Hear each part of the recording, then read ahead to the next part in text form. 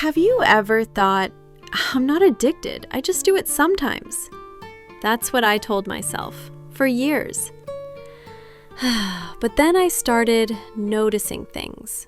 I was constantly tired, unmotivated, mentally foggy.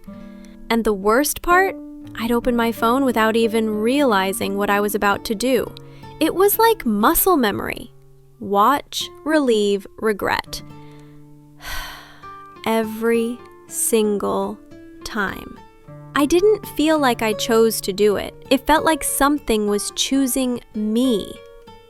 And that was the moment I realized maybe I was addicted and didn't even know it. Hey, I'm glad you're here because this video is the start of a real conversation. Not just about porn or masturbation or dopamine, but about something deeper. Control, loneliness, identity. I was 15 when I first watched porn. It wasn't even intentional. I was searching something random and clicked a link out of curiosity. It was shocking, but fascinating. No one talked to me about it, so I figured if it's so wrong, why does it feel so good? Soon, it became a secret habit. After school, before bed, whenever I felt anxious. It felt like my personal escape. No judgment, no pressure, just a few minutes of relief. But relief slowly became routine, and routine became a need.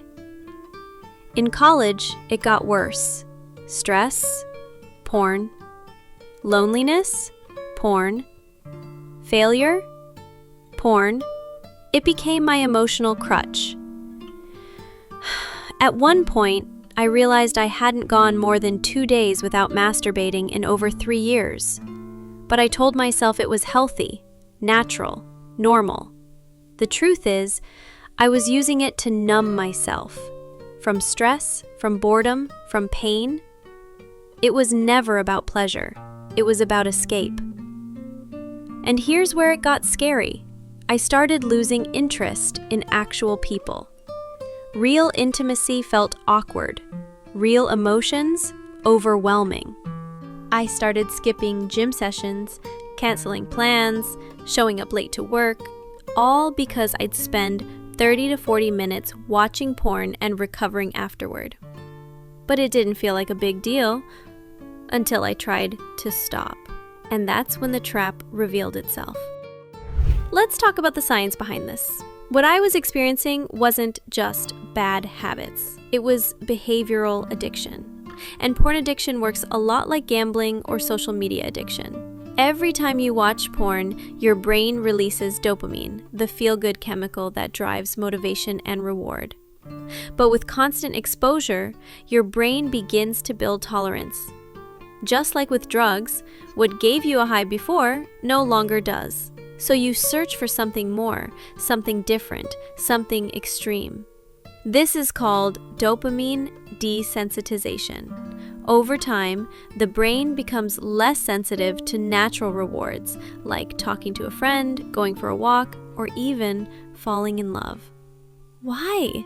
Because your brain has been trained to expect instant, intense, guaranteed pleasure from a screen. And here's something wild. Studies using fMRI scans have shown that frequent porn users have changes in the brain's reward circuitry, especially in the prefrontal cortex, the part responsible for impulse control and long-term thinking. This means you're not just struggling because you're weak. Your brain has literally been rewired to prioritize this behavior.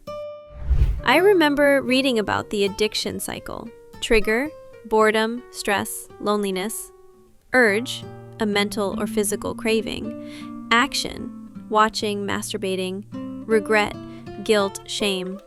Repeat, to numb the regret. Sound familiar? This cycle traps you because each time you give in, it reinforces the connection. The habit loop gets tighter, and soon, willpower alone isn't enough. Because the brain starts seeking dopamine the moment it senses discomfort. And that's why so many people fail to quit, even when they're deeply motivated. Let me paint a picture you might relate to. You're working on something important, maybe a deadline, but your focus drifts.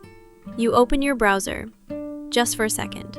Then an hour later, you've watched content you didn't even plan to, and now you're filled with shame. Your body feels drained.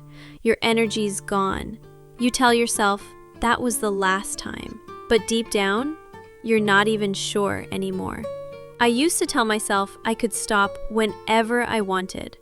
But whenever I actually tried, I failed. Not because I lacked discipline. I was disciplined in other areas of my life. It was because I didn't understand what I was actually fighting. I wasn't fighting lust. I was fighting dopamine dependency, emotional suppression, and isolation. You see, most people think porn is just about sex. But often it's about something deeper. Avoiding feelings, escaping reality, filling a void. Once I realized that, everything changed. Let me ask you something real. When did you first realize this might be more than just a habit? Was it a moment of regret, a lost opportunity, or just that nagging voice in your head saying, "This isn't who I want to be"? Whatever your moment was, I'd love to hear it in the comments. You're not alone in this, and by sharing, you might give someone else the courage to open up too. Have you ever asked yourself, why do I keep doing this if I don't even want to anymore? That question haunted me. I'd have days of clarity, full of motivation to change, full of hope. Then, out of nowhere, a small trigger, and I was back at square one. Afterward, I'd stare at the screen and think, what just happened? How did I get here again? It felt like I was fighting a battle inside my own mind, and I was losing. If you've been there too, let me say this clearly. You're not broken. You're not alone. There's a psychological reason quitting feels impossible. And once I understood it, everything started to shift. I remember one day, I was 7 days clean. It was the longest I'd gone in months. I felt amazing. More focused, more confident, more present. I started thinking, maybe I've finally beaten this. But then one night, I couldn't sleep. Nothing major had happened. I was just lying in bed, scrolling on my phone, feeling a little restless. And suddenly, the thought crept in. Just a quick look. No big deal. At first, I ignored it. But then, it came back. Louder. You've been good. One time won't hurt. Before I knew it, I was deep into the same spiral. The content, the rush, the regret. And afterward, I cried. Not because of what I did, but because of what it meant. That I wasn't in control. That even when I wanted to change, some part of me didn't. That's when I knew I needed to understand what was really happening inside my brain. Let's break it down. Porn and masturbation are powerful because they're tied to your brain's reward system, specifically dopamine, the neurotransmitter responsible for motivation, pleasure, and habit formation. But here's what most people don't realize. Dopamine doesn't reward you for pleasure.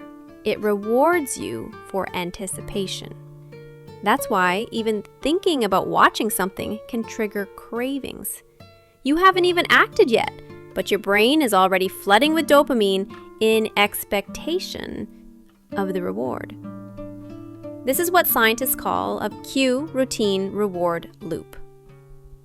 You feel stressed, bored, lonely, or triggered by a visual. you reach for your usual behavior. Porn, masturbation. A rush of dopamine temporarily relieves discomfort. Your brain then remembers this as a successful solution and repeats it next time. Over time, this loop becomes automatic. And that's why willpower alone often fails. You're not just resisting a behavior, you're resisting a deeply conditioned neurological pathway. But there's more.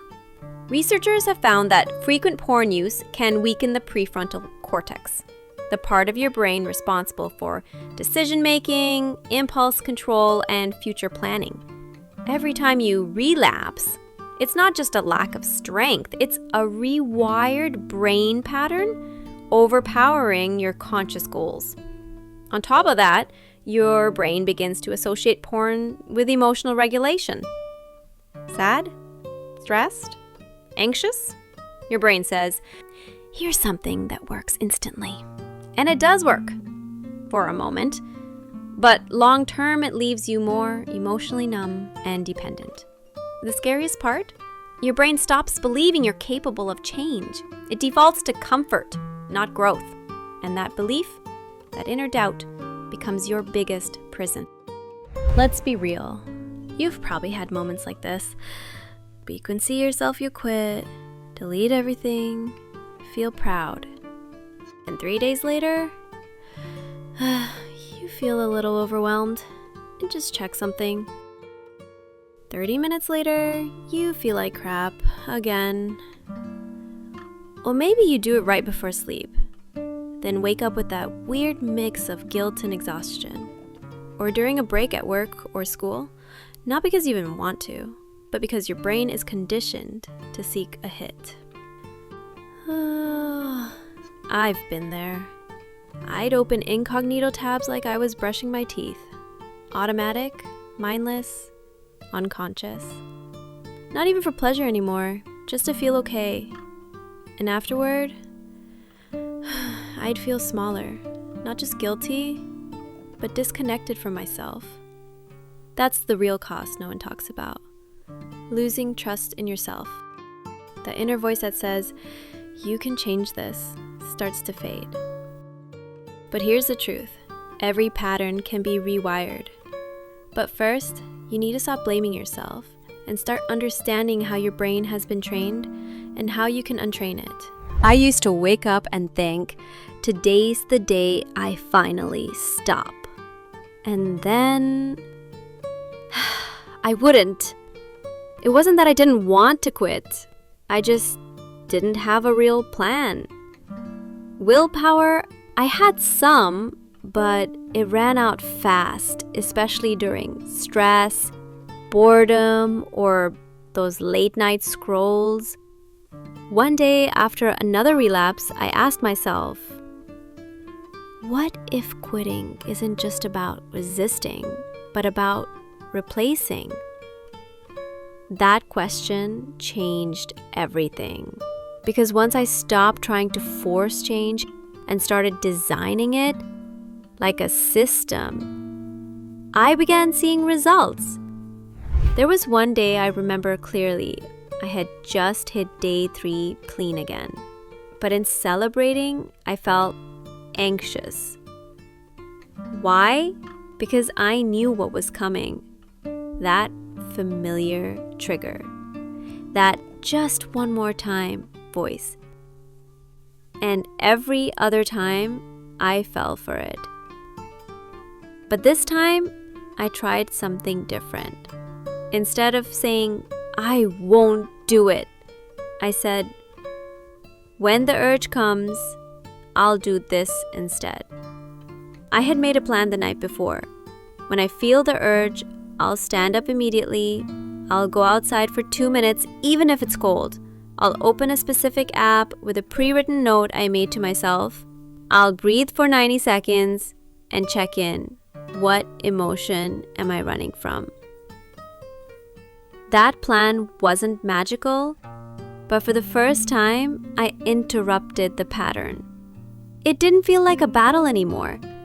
It felt like I had a blueprint. Here's what I learned from behavior science.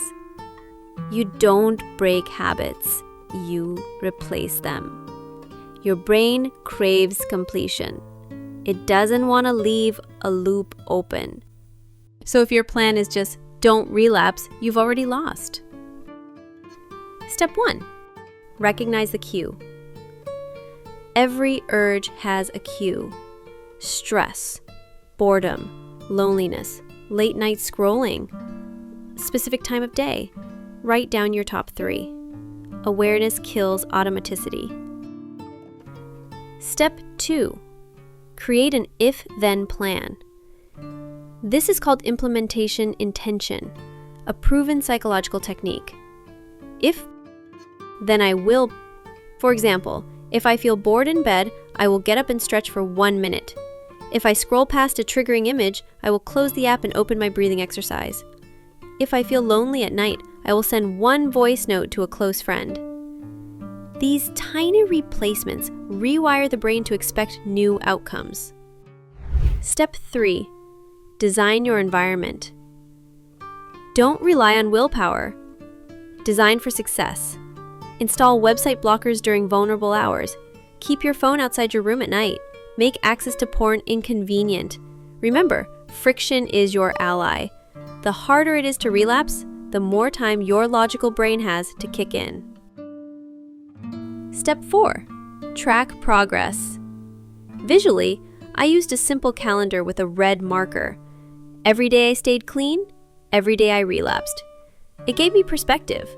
No more I ruined everything after 1 slip. Just data, patterns, clarity. Let me give you an example. One night, I felt that creeping anxiety, the kind that usually sent me straight to old habits. But I remembered my plan. So I grabbed my journal and asked myself, what emotion am I running from right now? I realized I felt invisible. It wasn't about sexual desire. It was about wanting to feel something, anything. That insight alone reduced the craving by half. Another time, I swapped a trigger app on my phone with a note that read, "Your future self is watching. Are you proud of what you're about to do?" Simple, but powerful. You'd be surprised how effective these small interventions can be when stacked daily. The urge isn't a command, it's a signal, one you can learn to redirect. Here are a few unexpected tools that help me. Cold showers. Reset the nervous system and reduce cravings. Daily journaling. I track not just streaks, but emotions behind each urge. Voice memos to self. I'd record a message every time I had a strong urge, reminding myself why I'm quitting. Accountability partner. I had one trusted friend who didn't judge, just listened. None of these were silver bullets, but together they became a shield, and slowly the streaks started lasting longer. Not because I became stronger, but because I became smarter. Have you ever tried to quit only to relapse without even realizing why? It's like you're an autopilot.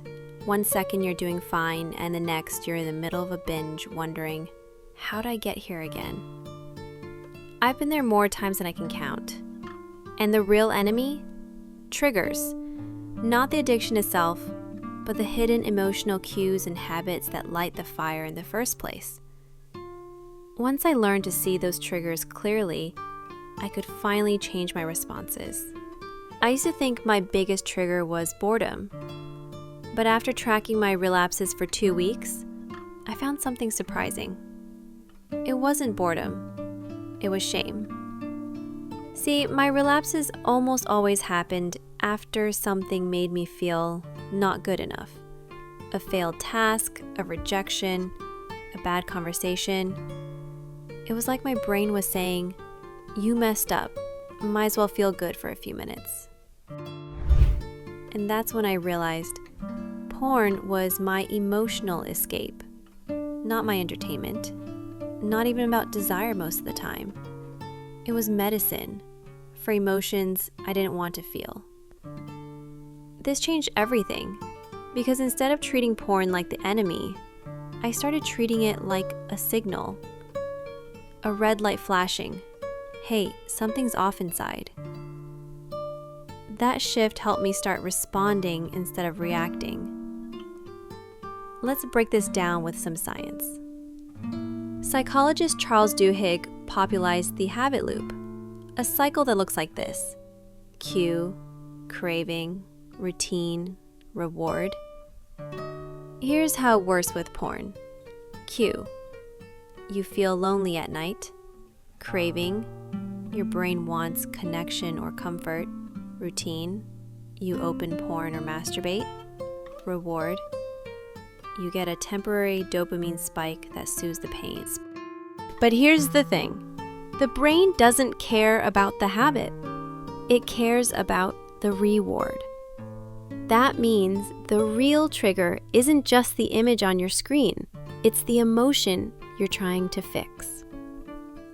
Once I learned that, I started mapping my cues into 2 types: external triggers, late night phone use, certain songs, movies, or scenes, being alone in your room with the door closed, specific websites or apps, unstructured time after 10 p.m.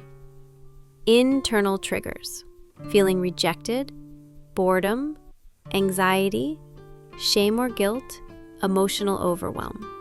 These internal triggers are the hardest to notice, but the most powerful. Once I started tracking them, I could predict when a relapse was coming before it even started. I started keeping a trigger journal. It was simple, but life-changing. Every time I had an urge, I'd pause and write, what time is it? Where am I? What emotion am I feeling? What just happened 30 minutes ago? What do I really want right now, beyond the urge? Over time, patterns emerged.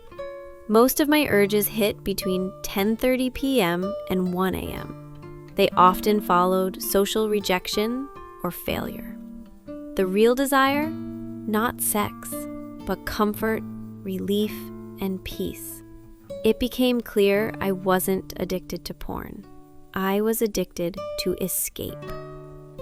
That realization helped me respond with compassion and strategy. Instead of saying, "No, don't relapse," I started asking, what do I really need right now? Sometimes it was sleep, sometimes it was human connection, sometimes it was just a reminder that I'm not broken. Once I identified my triggers, I used a tool called cognitive reframing. Here's how it works. Catch the thought, "I feel like watching porn right now." Identify the underlying emotion. Actually, I feel lonely and rejected. Reframe it into a compassionate truth. It makes sense I want comfort, but porn won't solve this. Talking to a friend might. Choose a new action. I send a voice memo to a close friend. I do 5 push-ups. I journal the pain. Anything except defaulting to the old loop. The goal isn't to fight the urge. It's to disarm it by understanding where it comes from and offering yourself a better path. Over time, the brain learns this trigger doesn't equal porn anymore. It equals self-care. Here's one practical example I used to scroll Instagram every night before bed. It seemed harmless until I realized most of my urges started right after. Why? Because I'd see curated, perfect lives, which triggered insecurity and comparison. That emotional low?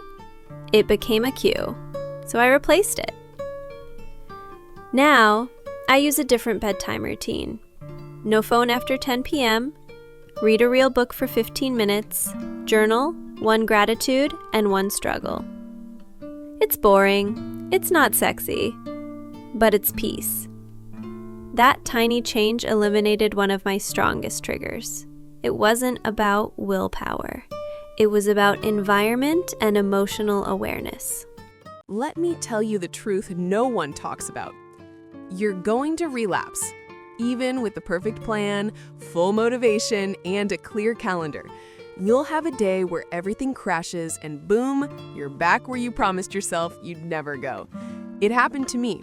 Again and again and again. But here's the difference. I stopped seeing relapse as failure and started seeing it as feedback. That shift changed everything. Because when you treat a relapse like a lesson, not a life sentence, you grow stronger, not weaker. I still remember one of my worst relapses.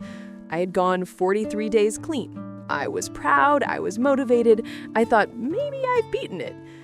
Then, one lonely night, I slipped. And I didn't just relapse once, I binged for 4 days straight. I felt horrible, ashamed, like I undid everything. I was about to delete my progress tracker app and just give up. But then I paused. I journaled the entire sequence of what happened, not just the relapse, but everything before it. I noticed something. The urge came after a breakup conversation. I didn't reach out to my support group. I didn't follow my sleep boundaries. I didn't reframe the thoughts. And most importantly, I told myself, you failed. You might as well fall all the way. That was the real trap. So I changed my narrative. Instead of saying, I ruined everything, I said, I just identified a weak point in my system. Let's reinforce it. That shift, it saved me. There's a psychological model called the abstinence violation effect, AVE. It basically says, when we slip up, we feel guilt or shame. That emotional pain makes us say, screw it, I already messed up. And that leads to even more relapse. This cycle is especially common in addiction recovery. But here's the truth. A slip is not a spiral unless you let it become one. Think of it like this. Imagine you're driving on the highway and you take a wrong turn. Would you say, well, I already made one wrong turn, might as well drive 500 miles in the wrong direction now? Of course not. You'd reroute and get back on track. That's how relapse should be treated. Not as evidence of failure, but as data. Each relapse is a message. Something in your system isn't working, fix it, and you'll go further next time. So now, instead of spiraling, I debrief every slip. I ask myself, what triggered it? What emotion was I avoiding? What boundary did I ignore? What new system can I build to prevent this next time? That's how you learn forward. 3 types of relapse responses. Here's something that helped me a lot. I realized that people respond to relapse in 3 different ways. Only one of them works. The punisher. This person shames themselves endlessly. They delete their trackers, quit the journey, and say things like, I'm a loser, I'll never change. Result, they stay stuck. The ignorer. This person pretends it didn't happen. No big deal, just a little slip. But they don't reflect, so the same pattern repeats. Result, short clean streaks, long-term stagnation. The student. This person treats relapse like feedback. They journal what happened, they build a better system, and they restart immediately without letting shame delay them. Result, long-term progress and resilience. I started choosing to be the student. And guess what? Over time, the relapses became less frequent, then shorter, then they stopped feeling like identity-crushing events, just moments of learning and rebuilding. My post-relapse checklist. Whenever I relapsed, I followed this checklist within 24 hours. 1, write down the entire sequence from 6 hours before the relapse. What was I doing, feeling, avoiding? 2, message one trusted person. Even if it's just, hey, I slipped today, just sharing it to reset. Accountability breaks shame's grip. 3, recommit to the streak, but adjust the system. Don't just try again, try differently. That might mean uninstalling an app, changing sleep routines, or setting a new rule. 4, do one action that builds momentum. Workout, cold shower, 10 minutes of journaling, anything positive. 5, reflect. Don't regret. Ask, what did this relapse teach me about my needs? This checklist gave me structure when my emotions wanted chaos. It kept me anchored. And most importantly, it reminded me that every step, even backward, can push me forward. Let's say you've been clean for 20 days. Then one night, you relapse after watching something triggering on social media. Here's how most people respond. They say, "Ugh, I ruined everything. What's the point now?" And they binge for 5 more days. But here's how the student responds. They pause. They say, "That trigger slipped through my system. I'll block it next time." They journal the moment, take a walk, and get back to work. 20 clean days plus 1 day of lesson equals 21 days of growth. That's how real change happens. Let me ask you something. When you think about yourself deep down, do you see someone who's still addicted? Someone trying to fight off urges every single day? Because that's exactly who I used to be. Every time I relapsed, I told myself, I knew it. I'm still that same weak person. But here's what I learned the hard way.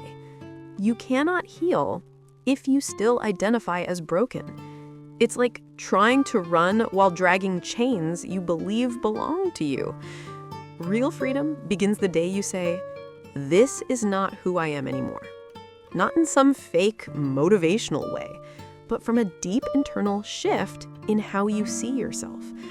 There was a moment I still remember.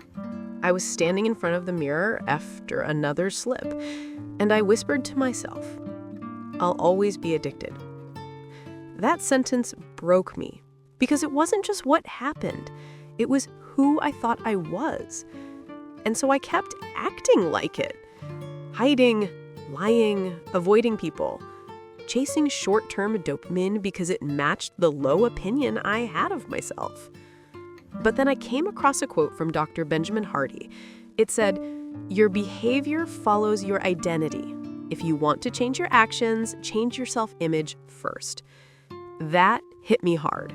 So I decided, I'm done calling myself addicted. Instead, I wrote in my journal, I am someone who is healing, who is learning, who is choosing better. At first, it felt fake, but over time, I noticed something weird. The more I said it, the more I acted like it. And that's when things started to shift. Let's talk psychology. There's a concept called identity-based habits, popularized by James Clear in Atomic Habits. The idea is this. Don't just focus on goals. Don't even just focus on systems. Focus on the type of person you believe you are. Here's how most people try to quit porn or masturbation. Outcome-based. I want to stop watching porn. Process-based. I'll install blockers and journal every day. Identity-based. I'm not someone who needs porn to cope. The identity-based person, they win, long-term. Because when your identity aligns with your actions, you don't need as much willpower.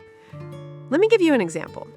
If someone offers you a cigarette and you say, no thanks, I'm trying to quit, you're still identifying as a smoker. But if you say, no thanks, I don't smoke, you're acting from a new identity. Same with this. Stop saying, I'm addicted. I struggle so much. It's just who I am. Start saying, I am becoming more disciplined every day. I respect myself too much to stay stuck. I am free, even if I'm still learning to walk in that freedom. 3-step identity shift process. Here's the exact process I use to shift my identity. You can too. 1. Create a clear identity statement. I wrote it like this. I am someone who uses his time, energy, and attention for things that grow me, not numb me. You can write yours based on your values. Make it about who you want to be, not just what you want to stop. Examples: I'm someone who honors my body and mind. I'm the kind of man who faces discomfort instead of escaping it. I live with integrity even when no one's watching. 2. Build small daily proof. Every day, I look for evidence to support this identity. Journaling, proof. Saying no to urges, proof. Going for a walk instead of binging, proof. Talking to a friend when triggered, proof. These small wins build what psychologists call self-signaling. Your brain starts saying, if I'm doing this, maybe I am this. 3. Speak it out loud. Yes, actually say it. Every morning, I'd stand in front of the mirror and say, I am no longer a slave to impulses. I am choosing freedom. Cringe? Maybe. Powerful? Absolutely. Affirmations only work when followed by action, but without identity alignment, action feels forced. When both match, change becomes natural. Let's say you're 10 days clean, but the urges hit hard. You feel like watching again. Your brain whispers, you're still addicted. Just give in. But you stop. You breathe. You remind yourself, I'm not someone who needs this anymore. I am becoming stronger. You go outside, you stretch, you drink water, you journal. Boom. That's identity in action. You didn't just resist an urge. You proved something to yourself. I'm not who I used to be. And that changes everything. Ever wondered why you used to feel excited by the smallest things, and now everything just feels kind of dull? I remember when I used to laugh easily, enjoy a sunny day, get excited about reading or working on my goals.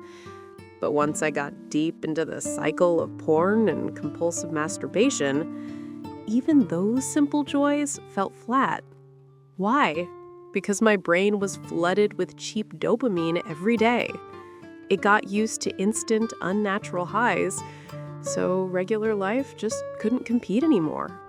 I knew something deeper was off. So I started reading, journaling, and observing myself. And I realized my brain had become addicted to extremes. Too many hours of overstimulation had rewired what pleasure meant. I couldn't enjoy the slow, real things anymore. That was the first time I said, this isn't just about quitting porn. This is about healing my brain. So I began what I now call my dopamine detox. Not by living like a monk, but by making small, consistent changes that brought my natural motivation back online. And today, I'll walk you through how I did it. Let's simplify this. Dopamine equals desire. It's not pleasure itself. It's the motivation to pursue something you believe will feel good. When you flood your brain with hyper-stimulating content like porn, here's what happens. Your brain releases a huge amount of dopamine. Your receptors get overwhelmed. Over time, they become less sensitive. This is called dopamine desensitization. Think of it like shouting in a room. If you shout every day, eventually people stop listening unless you shout louder. Same with your brain. It stops responding to normal dopamine. You need more extreme stimulation just to feel the same effect. And when you don't get it, you feel flat, bored, restless, depressed, unable to focus. That's why normal life feels dull when you're deep in the addiction cycle. But here's the good news. Your brain is plastic. That means it can rewire if you give it the right conditions. And no, you don't have to quit everything fun. You just have to start enjoying things that give natural, long-term dopamine instead of the fake, instant kind. Let's talk about how I did that. How I reset my system. Here's my 5-step dopamine reset method based on what worked for me and grounded in real neuroscience. 1. I removed the obvious spikes. For a while. I cut out porn, social media scrolling, junk food binges, loud, chaotic content. Not forever, but just long enough to clear the fog. I gave my brain space to crave real stimulation again. 2, I made boredom my friend. This was tough, but I leaned into doing nothing without reaching for a screen. At first, it felt like withdrawal, but slowly, my brain began to notice things again, like the way the light hits the wall, the sound of birds, the simple peace of deep breathing. 3, I reintroduced natural highs. Instead of cutting off all joy, I replaced fake highs with healthy ones. Walks in nature, playing music, deep conversations, learning new things, small creative projects. These gave me dopamine too, but in a way that didn't crash later. 4. I protected my mornings. I stopped checking my phone for the first 90 minutes. Why? Because that morning spike, emails, texts, social media, would hijack my day. Instead, I journaled, moved my body, or read. It set the tone for clarity instead of chaos. 5. I celebrated small wins. Every time I resisted an urge, I celebrated. Not with fake rewards, but with pride. That reinforced the idea that discipline feels good. And over time, the cravings faded and motivation returned. Think of it like this. Imagine your brain is a radio. Porn turned the volume up so loud, you couldn't hear the soft, beautiful songs underneath. When you unplug the noise, the subtle joys return.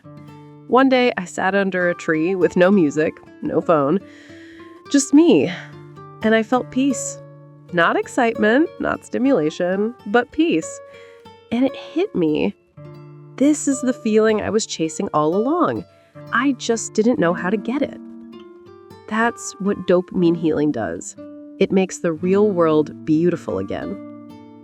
So I'll leave you with this.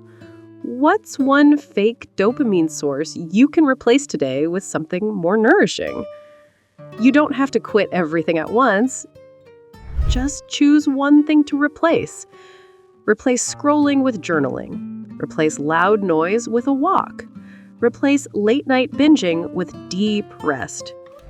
What if I told you the same energy you're trying to suppress could become the fuel for your biggest breakthroughs?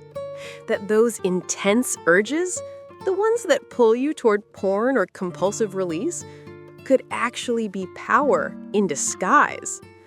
I didn't believe it either at first. I used to think I had to get rid of these urges, that they were a weakness, a distraction, something shameful. But over time, I realized something wild. The urge itself isn't bad.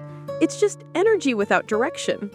And when I started channeling that energy into creative work, deep relationships, and inner confidence, everything changed. There was a day, I remember it clearly, when I had an intense urge. My whole body was buzzing with it. In the past, that would have been my cue to open up incognito mode, give in, and then regret it. But this time, I paused. I asked myself, what if this isn't something to fight or fear? What if this is energy I can use? So instead of releasing it, I went for a run. I pushed my body. I got home sweaty, out of breath, but something inside me had shifted. I felt alive. That was my first real experience with sexual transmutation. It wasn't some mystical idea anymore. It was real, physical, and empowering. From that day forward, I stopped thinking of my urges as a curse. I started seeing them as fuel. Whether it was writing, brainstorming, leading, or training, I used that charge to create. And slowly, I realized the same energy that once kept me trapped could now set me free. Let's break down how that works. In psychology, there's a concept called sublimation. It's one of the most mature defense mechanisms we have. Instead of acting on an impulse directly, we redirect it into something socially constructive. For example, a person with aggressive impulses becomes a surgeon. A person with anxiety channels it into planning and preparedness. A person with intense sexual energy channels it into art, business, fitness, focus. That's what sexual transmutation is. You're not repressing or denying your sexual energy. You're rerouting it. Let's make it simple. Urge equals energy spike. Release equals quick drop. Transmutation equals controlled use of that energy towards something meaningful. When you learn to sit with the urge instead of running from it, you unlock clarity, presence, and drive. Neurologically, you're delaying gratification. That builds resilience and rewires the prefrontal cortex, the part of your brain responsible for decision-making and long-term planning. Energetically, you're building up a charge. And when that charge is held and directed, you become magnetic. People feel it. Your posture changes. Your voice deepens. Your eyes carry more focus. That's not woo-woo. That's biology and presence in action. And it starts with one simple decision. I'm not going to waste this. I'm going to use it. Here's how I transmute urges in real life without shame, suppression, or stress. 1. Change the label. When I feel an urge, I don't say, "Oh no, here it comes." I say, "Here's my power. Let's use it." That small reframe changed everything. 2. Redirect in real time. The moment I feel the urge rise, I ask, can I move my body right now? Can I journal? Can I work on something creative or mentally intense? You're not ignoring the urge, you're transferring it. 3. Use the energy cycle. Most urges follow a wave pattern. They spike and then fade in 10 to 20 minutes. If I can ride that wave without giving in, I often enter a state of flow afterward, a focused, energized mindset. So I learned to surf the wave, not crash in it. 4. Build keystone routines. I created non-negotiable anchors in my day. Morning walk or workout, cold shower, focused work session, evening reflection. These habits act as containers for the energy. They give it structure rather than letting it explode chaotically. 5. Connect with purpose. This one's huge. When I focused only on not relapsing, I failed. When I focused on my mission, what I'm building, who I'm becoming, I thrived. Because purpose is stronger than pleasure. So I started asking, who do I want to be 1 year from now? What would that version of me do with this energy? And then I acted like him until I became him. Imagine your sexual energy as water pressure in a pipe. If the pipe is sealed off completely, it bursts. If it leaks everywhere, it's wasted. But if it's channeled toward a turbine, it generates power. That's your potential. You don't need to shut off your sexuality. You just need to build the systems to use it well. One of my favorite things now is working on my goals while feeling the energy, not trying to get rid of it. It's like this quiet fire in my chest. Focused, intentional, clear. That's what I want for you too. So let me ask you, what will you do with your next urge? Will you let it drain you or drive you? Drop a comment and share your strategy. It can be a simple one. I'll hit a 15-minute workout. I'll journal what I'm feeling. I'll call a friend and talk through it. I'll work on my side project. The point is, do something, because every urge is a choice point, and the more you choose power over passivity, the stronger you get. This journey is hard, but it's worth it. And remember, this isn't about never feeling urges. It's about reclaiming your power.